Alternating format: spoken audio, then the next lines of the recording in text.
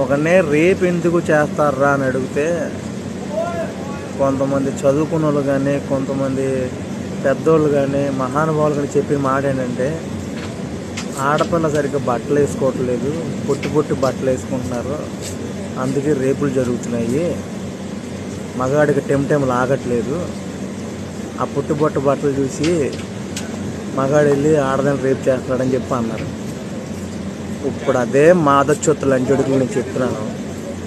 విజయనగరం జిల్లాలో 6 నెలల పాప అరే పూకులారా వినండి, ఉయ్యాల్లో పడుకునే 6 నెలల చంటి పాప వరుసగా తాత అవుతాడు ఆ లంజా కొడుకు. ఆ పాపను రేప్ చేశాడు.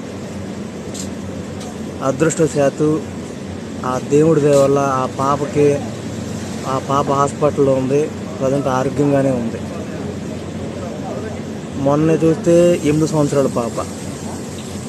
వీళ్ళు ఏమి ఎక్స్పోజింగ్ చేస్తున్నారా ఇప్పుడు చెప్పండి? అంటే ఆడది వేసుకునే బట్టల్లో ఉందా కామం, మగాడు చూసే చూపులో ఉందా కామం? మీరే చెప్పండి.